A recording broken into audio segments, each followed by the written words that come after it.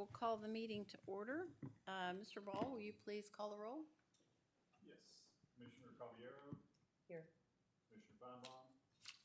Absent. Commissioner Gibson? Here. Commissioner Hamilton? Here. Commissioner Herbert? Here. Commissioner Nichols? Here. Commissioner Pickett? Here. You have a quorum. Thank you. The next action item is approval of the minutes from the June board meeting. They were sent to us previously for review. If there are no corrections needed, we need a motion and second to approve the minutes. So moved. Second. All in favor say aye. Aye. Any opposed say nay. All right. All in favor, the minutes are approved. There's no official action today, but we have several updates that Gabe and his staff will share with us. So I'll recognize Gabe for his president's report. Thank you, Chair Gibson. I hope everybody had a wonderful summer. It's been really, really hot and long, but other than that, it's been great. We do have some updates for you all. We'll begin the first presentation. Get my clicker to work here. There it goes. We just finished up our fiscal year on June 30th. So we'll do a little look back on the year we had this past 12 months.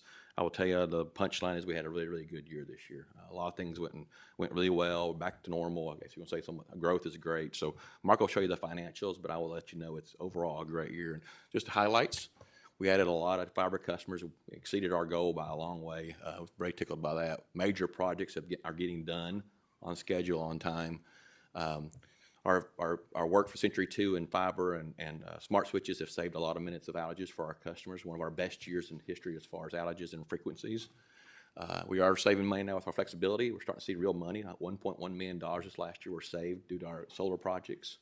And so just all those things together, and then beyond that, just our volunteer hours. You know, we do vol time with our folks. More folks took advantage of it this year than ever. So we're giving back to our community, and we are getting involved in our community events. So I'm proud of that, because that's beyond the work every day that we do. And overall, we're financially in a great shape. Mark will give you some details here right now. But that's the nutshell how it's gone this last year. Okay. Thank you, Gabe. Good afternoon, Commissioners. I always say it's always a good day when you can talk about lots of numbers, and I have my share to share with you. But underlying that is a lot of positive news, as Gabe alluded to. So I'm going to give a high-level summary, and then we will go delve into the budget. We'll spend most of our time looking at our budget variances on expenses, revenues, cash impact as a result of actual performance. We'll talk about our debt position. Then I'll transition and we'll talk about organizational and financial metrics for FY25 and how we did. So this is sort of an update. We gave you a mid-year report back in February. Here we're coming back with all the actual results. So on financial performance, I'm just going to speak briefly about our financial statements, our income statement. For the year, consolidated, we had $132 million in total earnings, all 5 divisions combined. Compared to last year when it was $96 million. So we did have an increase of $36 million.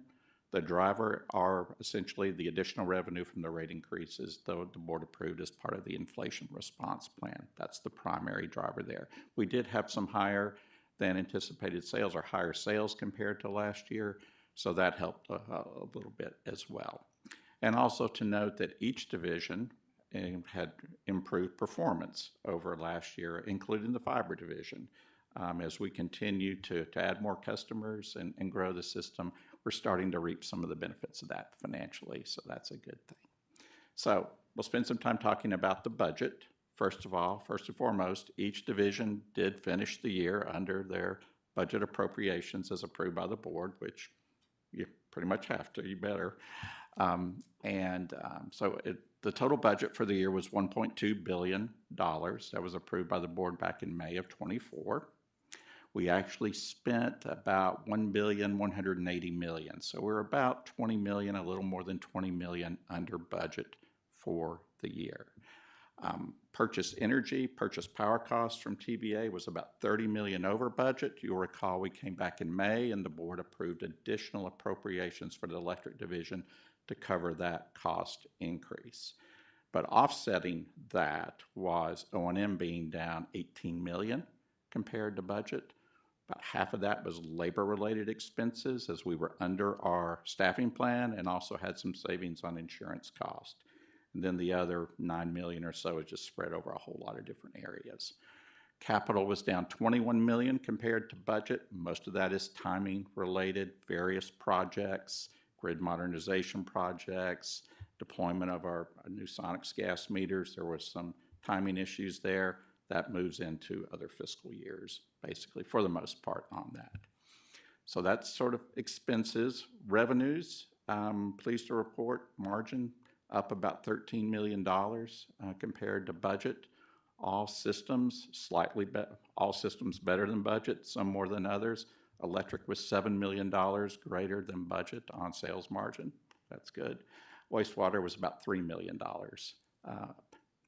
compared to budget. So when you put lower expenses and higher revenues or margins together, your cash positions look pretty good. And we'll talk more about that in a few minutes, but we did finish the year with our general fund cash positions looking relatively healthy. From a debt perspective, we sold $111 million in new debt during the year. We paid off $47 million, so we had a net increase of $64 million in outstanding bonds. And we'll look at our debt picture at the end of the fiscal year here in a few minutes. And then also from a debt perspective, rating agencies, Standard & Poor's, even though we don't issue gas debt any longer, they still do an annual review of our gas system, the finances and all. And so during this year's review, they did upgrade our outlook from stable to positive, which is a good thing because often that is an indicator, leading indicator of hopefully a rating upgrade in the near future. So trust me, I will continue to press on that. So now here come the numbers, okay. First chart, we look at expenditures, the variance compared to the original budget approved by the board. If you see a number with a red and parenthetical, that means that component was over budget. So you do see it by major cost component. You also see it by utility division. So we already talked about purchase power was $30 million over budget. TVA rate increase was the driver for that. You see down what compared the original budget variance was about $10.5 million for electric. Thus, we needed the additional appropriations approved by the board. But that's the number to key on for the cash impact on the budget is that $10.5 million. If you look at the other divisions real quickly, gas was $10.2 million under, water about $7.5 million, wastewater just under $11 million. Under budget, and fiber was about $4.7 million under budget. So we've talked about O&M, we've talked about capital. You'll recall that our in lieu of tax payments were significantly under budget for the year. We felt this time last, or back in the spring of 24, that we would reset the county's equalization rate would reset to 100% or 1.0. It stayed way down. It did not reset, so we had some significant savings on our in lieu of tax payments to the city and the county. And then also some good news here is you see this positive variance for electric to loan to the fiber division. We had built into the budget, I think, $11 million for electric to loan to fiber. In actuality, it was only $7 million. So that's good for electric. That's also good for the fiber division and is another indicator of the growth that we're seeing in fiber. So, any questions on expenditures? Okay, revenues. Sales revenues, start with electric, $37 million over budget for the year. Now that seems like a lot, but if you go back to the previous slide, the flow through of those higher rates from TVA drives up customer revenue as well as we recover those costs. But we also had higher than expected sales. So if you look from a margin perspective and you're subtracting those numbers, it comes out to be about $7 million. So that's a good thing. Gas revenues were up about $1.7 million over budget. Water was relatively flat, about $100,000. Wastewater about $3 million. Fiber was also relatively flat. Now, when I speak of fiber margin, we always have to go back to expenses too, because you'd say, well, that's $86,000 down, but our cost of goods sold was $872,000 down. You have to put those two components together. So fiber did have positive margin compared to budget. That makes sense. So in total revenues, 41 million under budget. So let's put the two together. We talked about expenditures compared to original budget being down 23 million, revenues 41 million. So that's $64 million positive cash impact, and you can see how it is for each of the divisions. We also have to take into consideration some changes in the debt. When we sold the $91 million in electric bonds this past year, the low-cost bidder included a $4.5 million premium on the bonds. So that's additional cash we get above and beyond the $91 million. Now, there's a trade-off for that. They do that in order to make it more attractive to sell to investors, so they demand higher interest rates over the life of the bonds. So whereas we're getting more cash on the front end over the life of the debt, it's pretty much a wash. That. And the same thing occurred to water on a much smaller basis. And then you have the $4 million in fiber that it did not have to receive from electric. So if you're looking compared to budget, it is at a $65 million positive cash impact. And of course, first reaction might be, well, heck, that's a lot. What are we going to do with that? We already knew most of that when we were updating our long-range plan and presenting that to the board back in the spring and also for the FY26 budget. So most of that is already spoken for. It helped us to absorb some cost increases and not have to make any adjustments in rates. It also helped us take some debt out of the plan as well. But so when we approved the budget, we sort of locked in on what the current fiscal year forecast was. Actual is different from what that forecast was, and that's what this additional line item shaded in, I guess, a yellowish orange is how each division finished the year compared to what we had forecasted. And you can see electric was a positive 8.4 million, gas 6.2 million, water 770,000, wastewater 4.3 million, and fiber is about 2 million. So still a healthy impact there. Well, we have to go through and dissect all those numbers because there's always puts and takes, and some of that is timing related, again, for projects. When you cut through it all, you might say, what is truly additional dollars to the plan based on this? Electric, it's about $5 million, okay? So with that electric, we've already looked at and reforecasted the current year budget, FY26, and we have some cost increases. So pretty much that's going to be offset by these cost increases that we have. Our electric capital stock is up about $3 million already. We're projecting that compared to what was in the current year budget. So that's going to go to fund those additional expenditures. Gas, $6 million. We intend to put that in cash reserves. We are looking at maybe a potential large project on the gas system down the road, and we're going to put some dollars away for that. So that'll go into cash reserves. Water will go into cash reserves. Wastewater of that 4.3 million, 3.7 million is timing on capital. So there's really about $1 million there. That'll go into cash reserves. The 2 million positive for fiber for the most part, just like we did last year when you saw that 4 million that we didn't need, we're going to reduce again the loan from electric to fiber with that. It might be just $1 million we do on that, but again, that helps the electric. It also helps fiber. And again, it's an indicator that fiber is beginning to stand on its own. Does all that make sense? I know that's a lot of numbers and all, but trust me, all this is really good news. So. Mark, I do Yes, have sir. one question. The equalization on area in lieu of taxes, with the change that the county made, is that 100% going to take place in this next year? It is coming soon. But we don't know if it's next year or I not. believe it's FY27. Okay.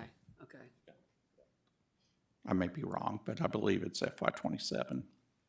So we would not have that issue anymore because we don't know. By the time we set the budget, we're not sure what that equalization rate is.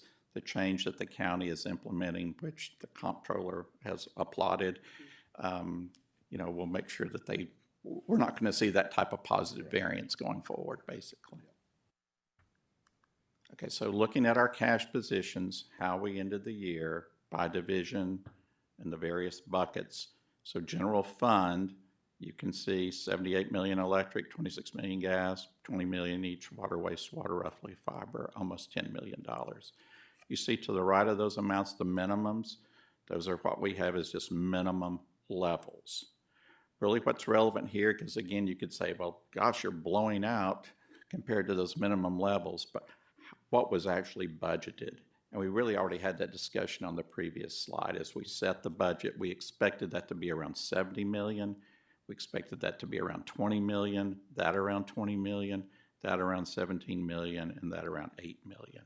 So electric's got that biggest variance. We saw that on the previous slide on that. But I'll also point out on the discretionary cash reserves, that's what we've traditionally called our rainy day fund. When we did the IRP back in the spring of '24, with the board's help, we set target levels for 2030. Electric, we wanted to be up to $20 million, because at the time when we had that conversation, we didn't have anything in electric. So we've made some progress. As of June 30, 25, that's now up to 8 million. That'll be at 20 million here in a few years.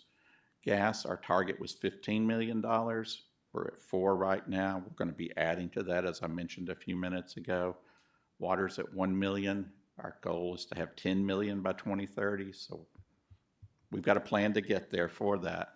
Wastewater, the goal is 10 million. You can say we're already there.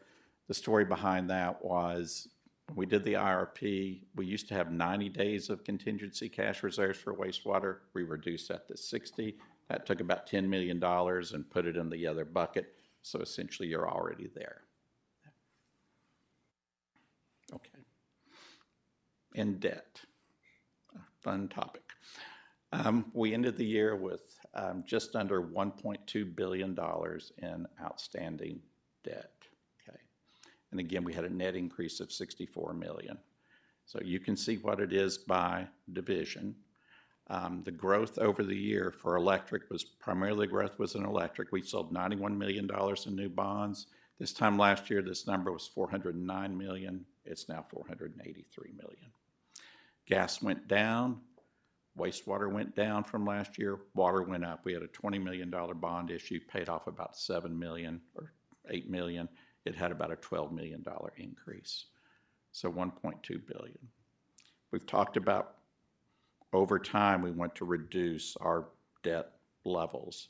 So electric, if we looked at a forecast today in 2030, electric would still be at that same level. Okay, and that's actually below our target that we set in the IRP. Gas is going to continue to drop. It'll be in the low 30s by 2030. Water will actually be higher. Water will continue to issue some debt. It'll be around 230 million in 2030. Wastewater will continue to drop. It's going to be around 400 million by 2030. So just to tie that in. Interest on bonds, so we have about $600 million in interest on the outstanding bonds. So you put the two together, and we have about 1.8 billion in total debt service over the next 30 years. And we added about 44 million to that compared to last year with the new bond issues that we had. But you can see our ratings are strong. I did highlight the positive again for gas. And then our debt coverage is, well exceeding our targets on that. So, just to reiterate, solid cash position, solid year financially for KUB, and we're grateful for that. As we look at our financial metric performance, we had 3 metric categories that are set by the board: O&M compared to budget, cash generated from operations compared to budget, and debt service coverage compared to target. And you can see nothing but green checks there. So it was a clean sweep, 17 out of 17. So we did that a couple of years ago too, so I'd like to brag on that. So it's good to see lots of green checks. Now moving to the organizational metrics. This is right spot on with the forecast that we showed to the board back in February. that we achieved the most of our organizational metrics, and you're familiar with the various categories. Several of the metrics have multiple components, and we'll go through those. But we had two on our Century 2, two of our replacement targets for key assets for our Century 2 programs. We fell just short, and that's what we were predicting back in February. We actually, on water main replacement, we fell short, but we made a strong run at the end and came very, very close, just missed it by 0.2 miles. And we were forecasted to miss it by a decent amount more than that back in Feb. So looking a little bit closer at that, so one is safety. Our safety metric is based upon severe preventable incidents, and our goal is to have it 0. And we didn't have any, which is good. And it's 3 consecutive years we haven't had a serious preventable incident. Just to define what we look at as serious, high level, would be a fracture, would be an amputation, would be electrical shock, which we've had before. Typically incidents that require multiple days away from work. But obviously we have a very strong emphasis on safety. It's a significant part of our culture, and I'm pleased that we've now had 3 years of no serious preventable incidents. On electric reliability, we have 2 components. We have a duration metric, we have a frequency metric. So the goal for the year for duration was the average electric customer would have no more than 1.95 hours without power. Again, for the average electric customer. We came in at 1.74. And then on the frequency, the goal was the average electric customer would have no more than 1.4 outage events. The true average was 1.15. So coming in under those levels is good and allowed us to achieve the metric. And if you hearken back to Gabe's the initial slide we had in this presentation, there was a bullet there about how many customer outage minutes we prevented through our FLISR devices, and it was over 10 million. So that begins to show up in the performance on our reliability. Century 2 already touched upon this. You can see the 5 components or the 5 target levels that we had as part of the metric this year, crossing all 4 major systems. And again, transmission lines, we missed it by 1.5 miles. And we've talked about this a couple of times before, but back in this time last year, we released several contract crews, electric contract crews, to go to Upper East Tennessee to help with restoration on Hurricane Helene efforts on that. So they were gone for a while. We knew in the fall that, we're not going to catch up with that work when they came back. So we missed it by 1.5 miles, but that was a very good reason to miss that one. On the water main replacement, again, just missed it by 0.2 miles, and I guess if we rounded, we could have said we achieved it, but we don't round. The reason for that is we have built into our target metric was some relocations, water main replacements associated with road projects.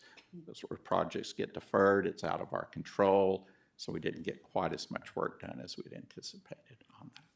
But overall, Century 2 continues to hum along. We appreciate your commitment to investing in the programs, and it is paying dividends with better reliability for all our services. Utility call center performance.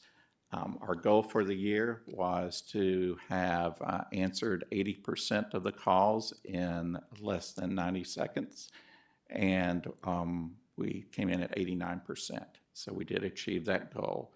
You may recall from back in May when we talked about the new goals for FY26, we have modified this metric. It is now a percentage of calls answered in 60 seconds as opposed to 90 seconds. And I've tried to urge Tiffany to set that at 100%, but I haven't been able to achieve that just yet. Can I ask a question? Yes. Was there a certain reason that 78% In January, high bill season is one of the reasons. I think also UT students coming back for the spring semester in January. Thank you. That keeps the phone center busy. Yeah. So, good question. Environmental stewardship, we had three components for that. One was our community solar program to have it 100% subscribed. We achieved that early in the fiscal year, so it remains fully subscribed. That's a good thing. Our power flexibility, we set a goal to have 20% of that under contract, and if you'll recall, that's when we can do self-generation under our long-term partnership agreement. We're allotted so much megawatts that we can do self-generation on. And you've seen multiple presentations from Aaron over the course of the year as we have signed contracts for that. So our goal when we set it in spring of 24 was to have at least 20%, and we now have it all under contract. So we certainly blew through that at 100%. And then Homes Weatherized, one of our flagship customer programs, goal was 250 homes, and we achieved 285 for the year. And we do have a picture of a gentleman's house that was in the home weatherization program. And remember, on average, after a home is weatherized, we have about 15% energy cost savings in those homes. So again, it is an important part of what we do. 15%. Were you able to do, how were you able to do more than what you budgeted for? So we had a partnership for FY '25 that included a multifamily provider who had some additional funding from the Okay. state. And they went into an apartment complex and were able to do, I believe, just over 70 units, 70 homes, and that was a big boost to this year's numbers. We have consistently exceeded our goal on that over the years. And then last, but certainly not least, fiber service. We've again continued to make strides in adding more customers, and you can see the goals that we set for FY '25 as far as addition of residential customers and number of miles of laying the fiber network. We achieved both of those goals. We added about 1,800 more residential customers than what was in our target. And then we also were able to build out about 180 miles, 120 miles more on our fiber system than what we had in our goal. So all that is, again, speaks well of progress we're making with fiber. So before I turn it back over to Gabe, I'll be happy to answer any questions, but just to, again, echo what he mentioned earlier, really strong year from a total organizational perspective and supported by a strong year financially as well. All right, if there are no questions, just congratulations to the team. Really a great year, and appreciate all the hard work that went into that, so thank you. Appreciate you saying that. I'm gonna switch gears. We received a lot of awards this last year, and so I've changed the format a little bit. I'm gonna show you a slide that has the awards, some of the awards we've won many, many years in a row, and so trying to shorten it a little bit because I could spend all day talking about how great our folks are doing. But for instance, this first slide is what the awards we received this last year from all utilities. I'm really proud of the ones like we see community service, volunteer of the year. People don't know how our fleet is really well run. It's using a lot of alternate fuels and stuff, so we can be more efficient. But we have just utility of the future. I mean, it's been a great year from that perspective. And these are national awards in almost all cases, except for the one from Tennessee there. But so we're not just comparing ourselves to our next door neighbors. We're comparing ourselves to the whole country. And it just speaks to the Century 2 programs, your all's investment into making sure our system stays strong. It just bodes really well that we keep getting recognized for these awards. But we did get 4 new ones this year, so I'm going to hit those pretty good. So this year we got an American Public Gas Association Award for Safety Excellence. As you know, we stress safety a lot, but this is really says that we were doing the right thing to keep our folks and our customers safe that work here and live around us. And so that's a nice award to receive nationally. Jocelyn McIntyre, one of our directors, received that award for us, and just because it echoes what Mark just said about our safety culture. Then we got a community service award from that group. Once again, teamwork, volunteer time, serving on boards, all those things we do really well, they recognize that. So it was a neat, we weren't expecting those awards, and that's kind of nice to get those things when you're recognized by your peers across the country. So very, very excited about that. I was at an all-customer meeting at TVA, had no idea when an award ceremony was going to happen, so I'm not prepared for that meeting at all. So I thought it was a TVA announcement. So I was there, and they all of a sudden this is the first time I've ever done it this way, had an awards part of the program. And so I'm on the far right holding 2 of the 3 trophies we got. I ran out of hands for our total. We won them in total demand response capacity, so we are helping TVA's demand response program. PowerFlex, because of all the things we've been working with Aaron's group, and then how many people are actually participating in our program. So first, and fifth in that award. So it was quite a surprise and a big honor for us to get those awards across. Once again, that's across the Tennessee Valley of 153 utilities. We were 1, 1, and 5 in 3 different categories. So pretty awesome there. The Water Environment Federation Award, it gets referred to as the Bedell Award, named after Mr. Bedell, who was a pioneer in our industry. Herschel Hall, one of our managers, was given that award at the last event here last month. We hosted Knoxville hosted the Water Professionals Conference for Tennessee and Kentucky. He received that award just because of his leadership in the industry for so long. He's making sure our customers have great clean water, but also reliable services. So neat to see him get that award. I don't think he knew it was coming until he got it also. So we have some surprises this month. But this speaks to our people, not just our organization. And then finally, John Gresham, he did not know this was going to happen because I surprised him myself personally. I received the Tennessee Municipal Electric Power Association Public Power Employee of the Year for staff excellence.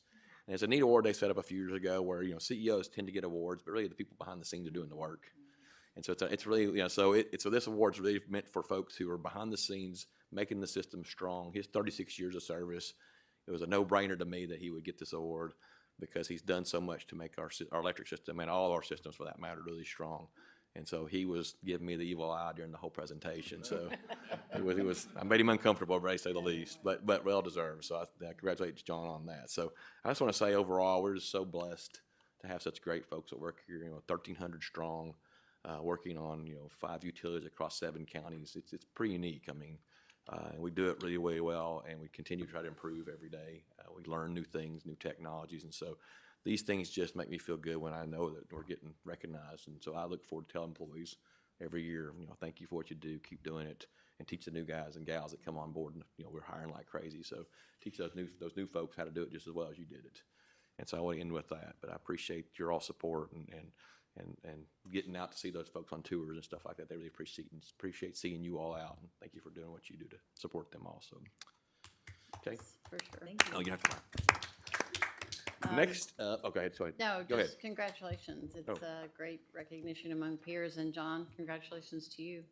Well deserved. So thank you. He's a very humble man. So. Next up, teamwork. Commissioners, we just completed our 30th year of teamwork, which is crazy. It flies by. So once again, successful partners, successful initiatives. KUB drives that so well, has led the effort for so many years.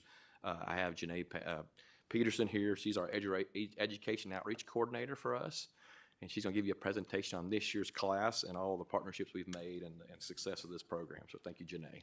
Thank you, Gabe. So our teamwork program continues to grow and flourish, and so I'm just going to share a few highlights from this past year and also some of the things that we are planning as we continue to grow the program. So with this most recent class that just wrapped up this summer, it took our numbers to over 580 students that have successfully completed the program, and so we're extremely proud of that. All of those students are from the 4 high schools that we've been engaged with from 1995 up until now, so that's Austin East, Fulton Central, and South Doyle. So we're extremely proud of them and all of the work that they did here with us this summer and at our business partners. And we take pride, of course, in how teamwork continues to serve as a source of opportunity, of course, for our students, but also for us here at KUB.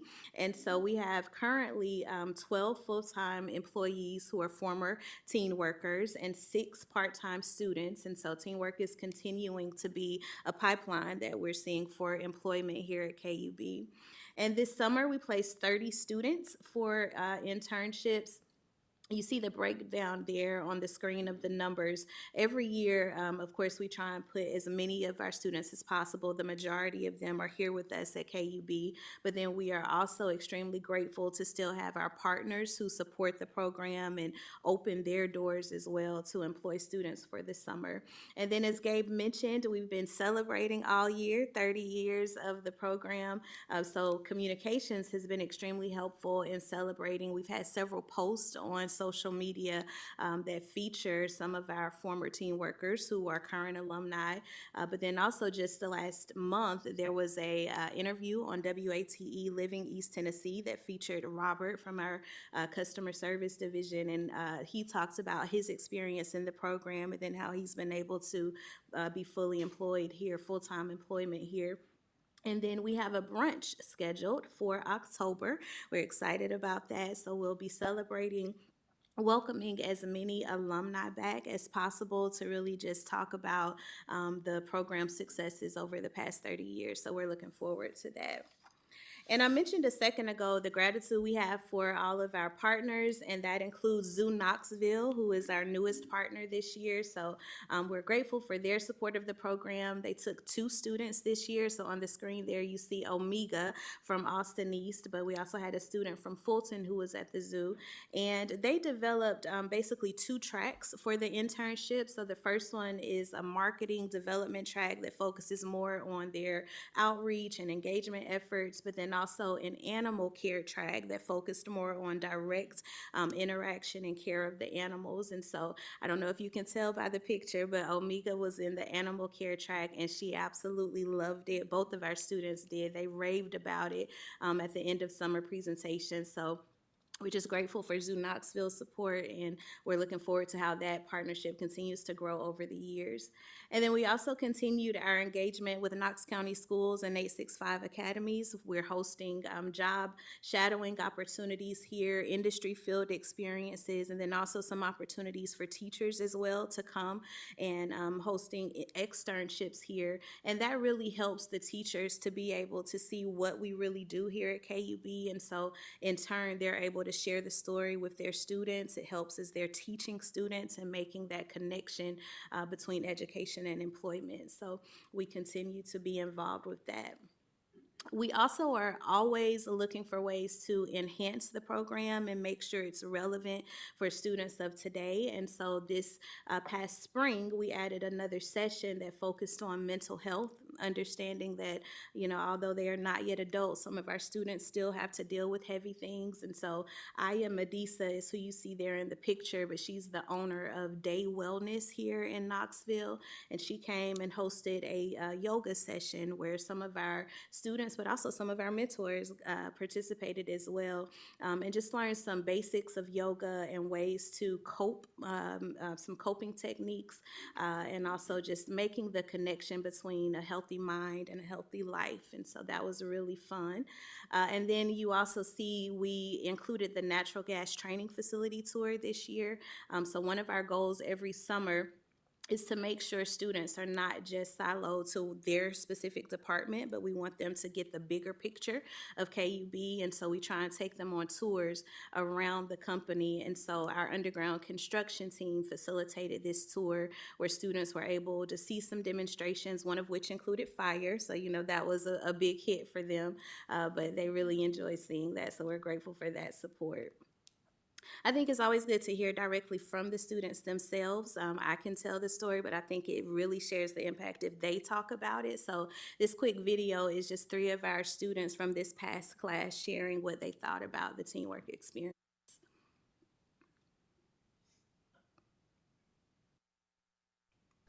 Hi, I'm Clea Gamble, and something that was my favorite part of being a part of the KUB teamwork program is probably going to work. I feel like going to work every morning and just having good energy around me, I feel like that was my favorite part because there was never a bad moment at work. And something I learned was probably time management for sure, because I had to be on time with everything. So that was a good skill that I took away or something I learned. And also patience. Hi, My name is Gabriel Owenby, and over the past couple months, I've been working as a teen worker at KUB. My time there was amazing. If I could do it again, I would. And it gave me a lot of experience. It taught me good work ethic. It taught me how to get up in the morning, which is probably the most important part for me. And I've got to learn a lot from the mentors and staff there at KUB and the teen worker program. I've learned a lot about how to manage my money, how to manage my time, how to make good life decisions. It was very important to me. And if I could do it again, I would, which I probably will be trying to do, actually. The experience was really nice. The people there were nice, and much I can say about it is that it was a great experience. And it was very much worth my time. Hi, my name is Tylee Jackson, and I was in the properties field, and what I learned about that is patience. I say that because everything you had to do, it had to tie in with a little bit of time, so I don't know, it really showed me how to manage my time. Like, if I don't have anything to do, I will go find something to do, or get Brandon Littlejohn to get me to something. By the way, my mentor is Brandon Littlejohn, in case you didn't know. What I enjoyed, I say being able to work in the professional part of business. It's really cool being in the meetings and stuff. It makes you look at stuff a whole lot differently, and I think that's amazing. So, personally, I say it was the best experience ever. So our students truly bring teamwork to life, as you can see. So it's just always great to really see the impact. And so keeping that in mind, we want to just share a few of the plans that we have looking ahead.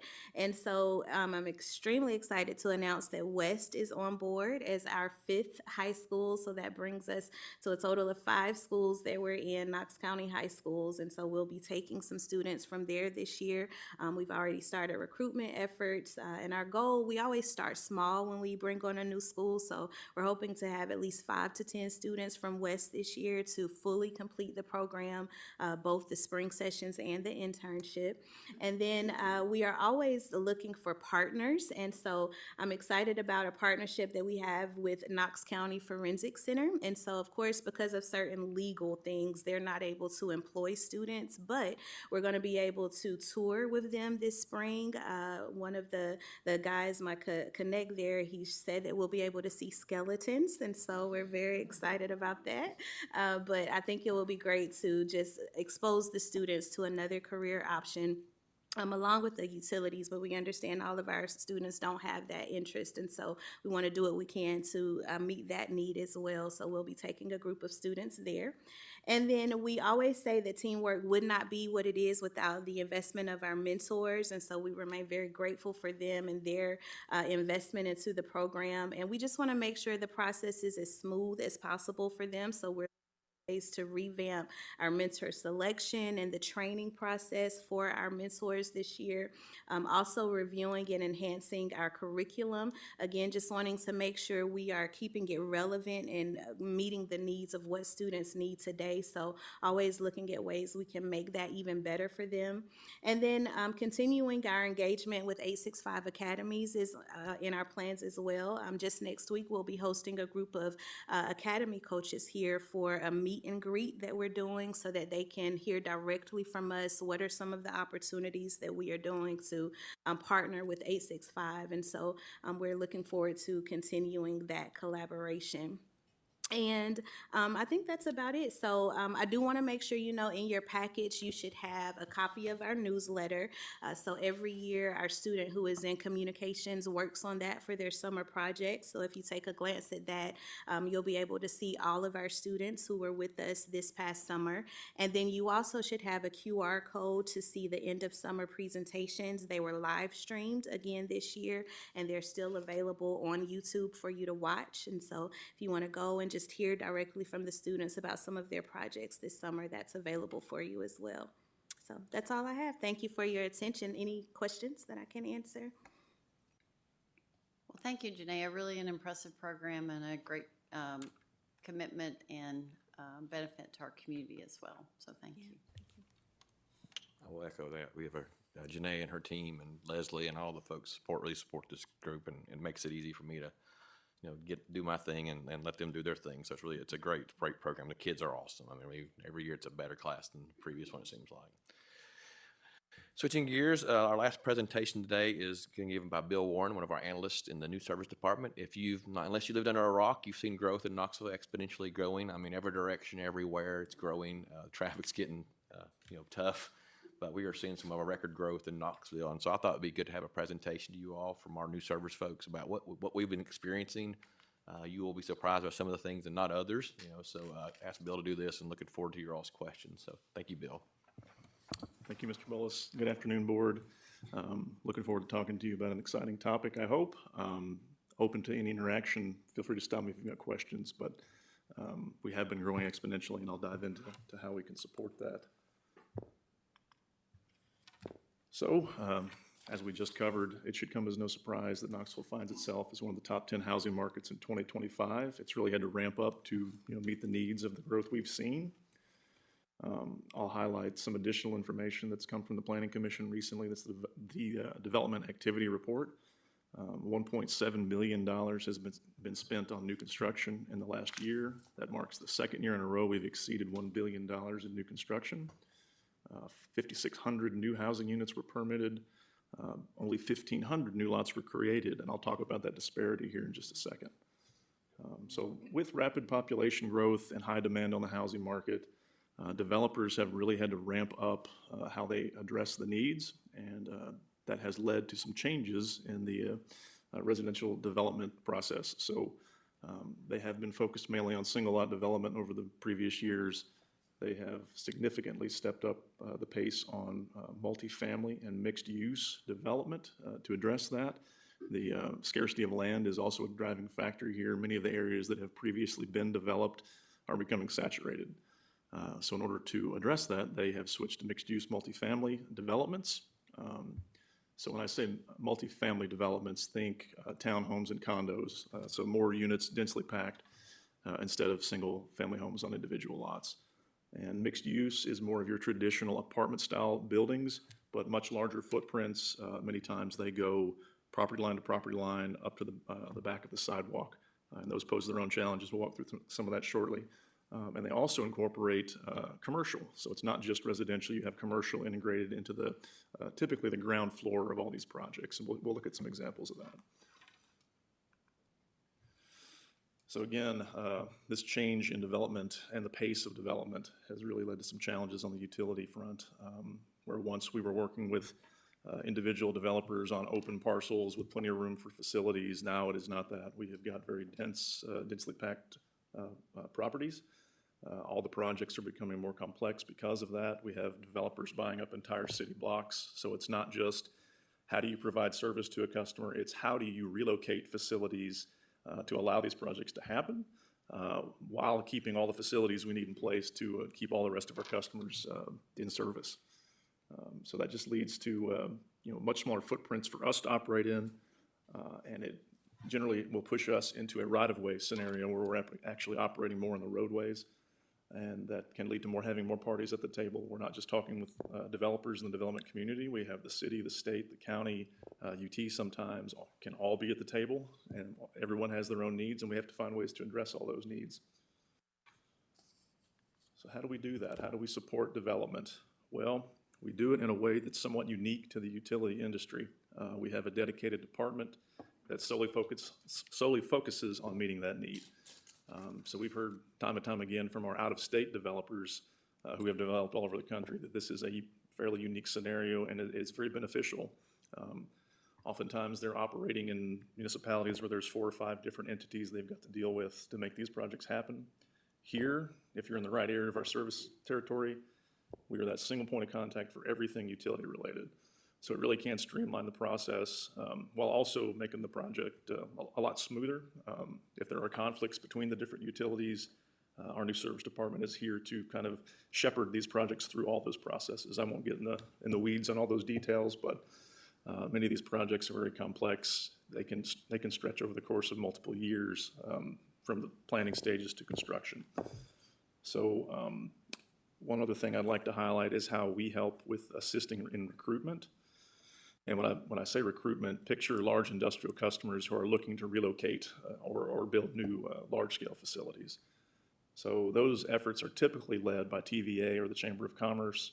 But the new service department and key accounts department are heavily involved in that process as the conversation shifts to utilities.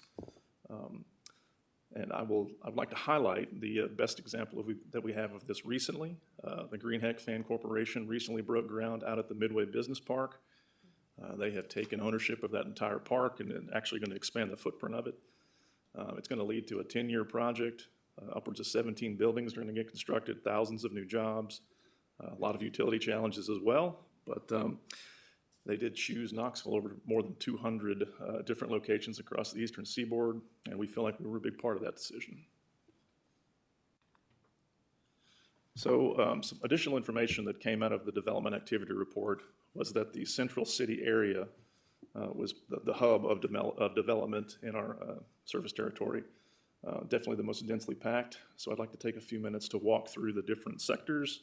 Each one of these sectors has their own challenges and opportunities, and I'd like to highlight some of the projects we've done in that area recently as well. So we'll start with the downtown and Old City district. Downtown proper is always challenging just due to the nature of the electric network system. It is inherently more challenging to extend or upgrade if we have to provide additional load or relocate. Some current ongoing projects are the Delaney Building and City Summit. I'll briefly hit on housing unit numbers. 1,000 new units in this area, 500, there's probably more than that at this point, but 500 is still in the planning phases. And I'd like to highlight that when I say housing units, that's not always apples to apples. So downtown, Old City, a lot of times picture like 1 to 3 bedroom units. As we branch out into the other districts here, more dense, you've got 3, 4, 5, 6 bedrooms to accommodate student housing, but we'll talk more about that shortly. For this district, I will highlight, let me get my pointer going here, this area right here. And if you're not familiar, we had a little project called the stadium, so that's what we called it internally, the Knoxville Smoky Stadium Area Project. And it was more than just a stadium, and I'll dive into that. I'll spend a few minutes talking about that project just to highlight that this was the most complex, largest scale project that's ever flown through the new service department. And I'll give you a time lapse of what that all looked like and just kind of walk through things that you might not see on the time lapse and some things that you will see. This is a freeze frame from that time lapse shot, just so I can walk through a few things. What you don't see here is multiple years of coordination with many different partners at the table. There were a lot of conflicts on this site, a lot of moving parts, and a lot of parties involved. You're not going to see, like, as you can see, the buildings are already torn down. There was a long period of time for demolition and abatement. There used to be multiple public roads that ran through this area. Those have already been torn out. But what you can see is a electric transmission line that runs across the center of the site. You'll see some 48-inch sewer infrastructure that follows the creek that had to be relocated because they had to encapsulate more of the creek to allow for the stadium footprint. There's 3-phase electric infrastructure that rings the entire site. And you can kind of, well, there's some of the 36-inch water pipe and there's 16-inch water pipe that all had to be installed as Patton Street was relocated. Just a very, very heavy lift from the utility relocation standpoint. Let me get this video going here. It'll take it a second or two and it'll pan back to the right angle. So as you can see, we've got sewer infrastructure being installed. These transmission lines have just started to come out. Site work is beginning in earnest at the stadium location. You're going to notice an apartment complex rise up on this side here shortly. Additionally, duct bank work for electric undergrounding is happening over here. The foundations for the Delaney building are going in as we speak right there. So obviously a lot of moving parts. So this is going to start, you'll start to see service infrastructure arrive. There'll be some transformers, there we go, show up that are needed to serve portions of the project. And we'll come to a stop here in just a second, and I'll touch on just one more example of how multi-layered the project was. So Yardley Flats is the apartments on the west end of the project, or east end of the project, excuse me. That was an out-of-state developer. They built solely by themselves, but they're in the middle of all this, so we have to coordinate their needs and along with all the other work that's taking place around them.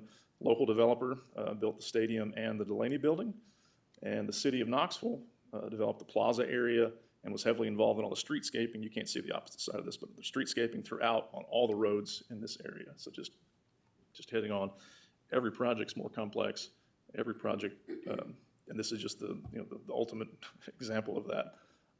And one thing I would like to highlight that I probably glanced over earlier, this increasing in complexity of projects like this not only puts a strain on the new service department, it puts a strain on engineering groups, it puts a strain on construction groups. So there's many layers to this that impacts KUB. And the volume of that has just continued to compound that challenge as well. And I'll add, we were going to delay opening day, so it wasn't Right. a choice we had. Yeah, no pressure, yeah. Exactly. So question. Sure, absolutely. So the infrastructure that you did there was not just solely for the stadium, you were building in for growth in the Old City area? Some of that's correct, yes. So specifically on the electric duct bank system, when you go underground, you have to make sure you're going to have room for expansion and growth, because once you're underground, it is exponentially more challenging to expand that. Most of the rest of the infrastructure you saw there was really relocation work just to make the site feasible for development. So both parts.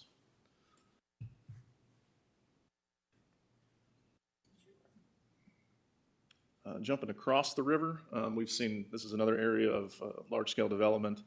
Once was dominated by medical facilities and light industrial. It is now mixed-use developments all along the waterfront.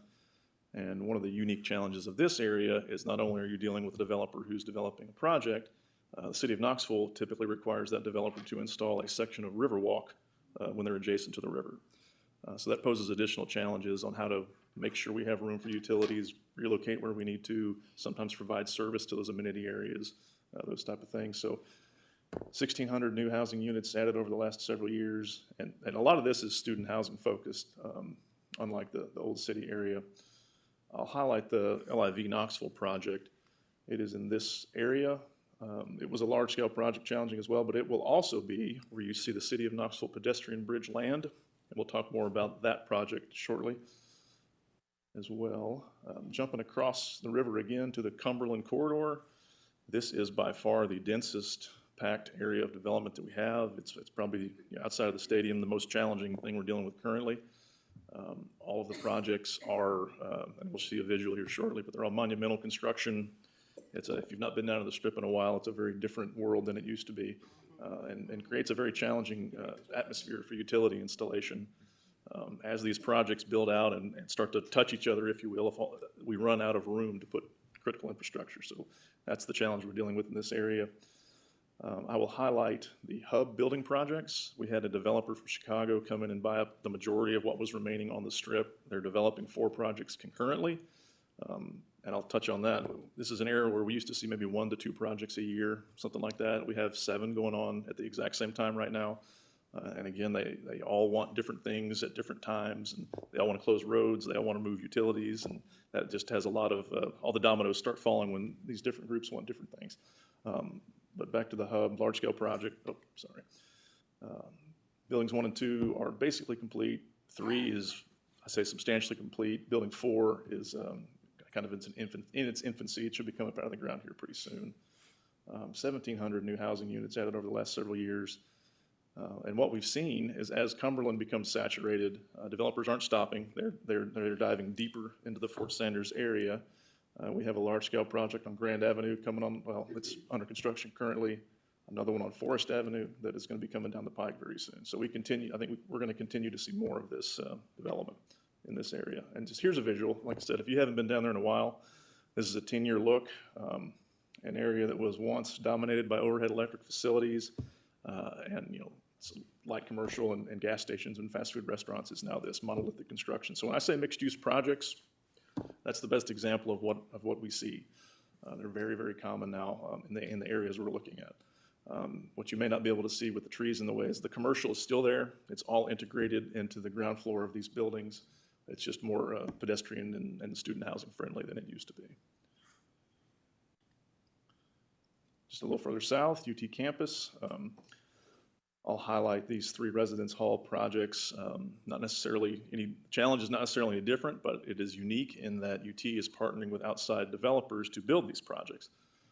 So I think I'll use the term public-private partnership, and it's a good example of that, where not only are they going to construct the dorms or the residence halls, they're going to own and operate these for a certain period of time before they're handed over to UT.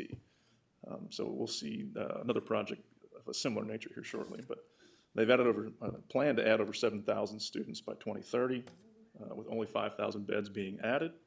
I think they're going to continue to lean on the outside developers as well to provide student housing. Here's one of the many nice things about working with UT is they have the ability to plan long-term on property they already own. So that makes it unique for us, but very, very good. So here's a 10-year master plan that they've provided. Everything you see in orange is new construction. Everything in gray would be major renovations. And I'll use this as a segue to perhaps the most exciting project we've got coming down the pike, which it's already jumped for me, the Neyland Entertainment District. We have been meeting with a private developer and UT, so again, public-private partnership, for a little over a year now to explore opportunities for this project. So you can see there's going to be some large-scale commercial installation along with a 20-something story hotel if the plans go through that way. As well as, I guess I could use the pointer here, sorry, as well as some major upgrades to the Vol Navy area on the south side of the riverfront.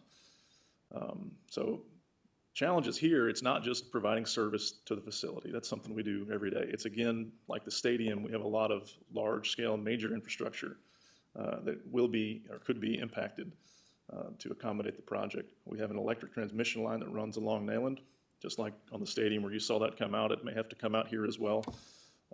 There's a 78-inch wastewater trunk line, one of the biggest trunk mains in the system, and a 30-inch water trunk line, which provides the majority of the water for the western areas of our service territory. So very, very crucial infrastructure.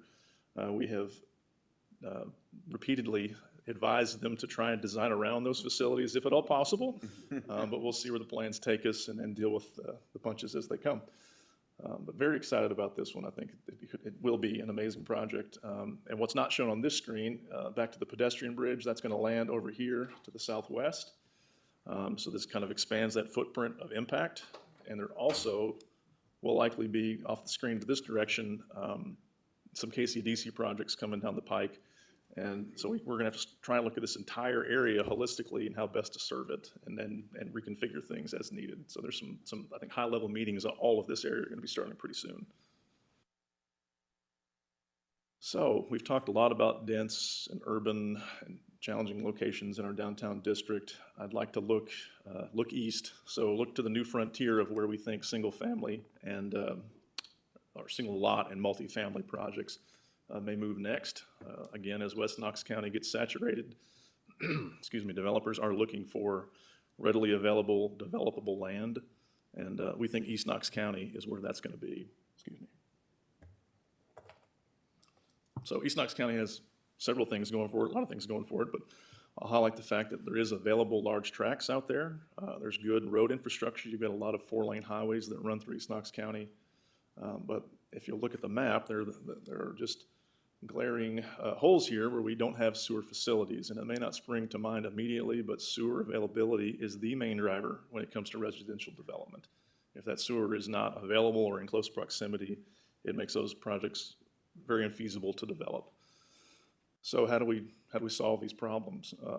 Well, we're actively working with developers on all the parcels highlighted in green here to find solutions to extend or upgrade facilities to make sewer available. You know, their consultants work with our engineers to help solve these problems. But we're also not just trying to rely on the development community to tell us, hey, here's where we want to go. We're trying to look internally and work with our capital engineering folks to say, we think this is the area they're coming. What can we do to be ready?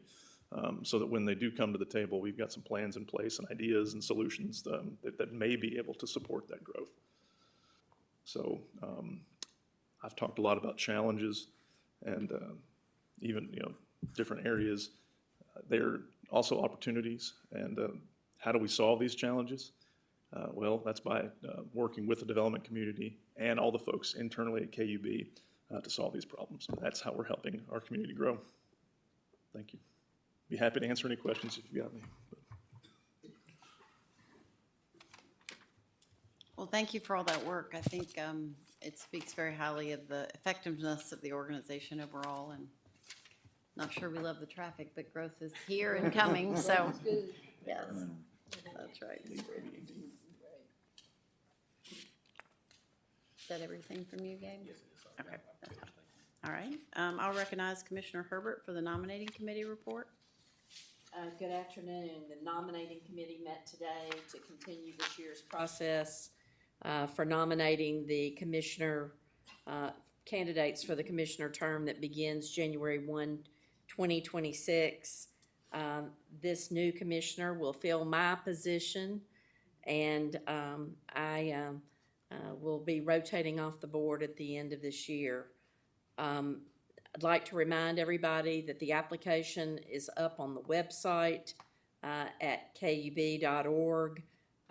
You can call KUB for information about it, but keep in mind that our deadline for applications is noon on Thursday, September the 11th. The city charter requires that 5 or more candidates be nominated at the October meeting for transmittal to the mayor for final selection and confirmation by city council. So if you know people that are interested, please encourage them to apply, and if they need any other information from staff, Aaron is happy to interface, and I think any of the members of the nominating committee also would be happy to provide information. Thank you for that.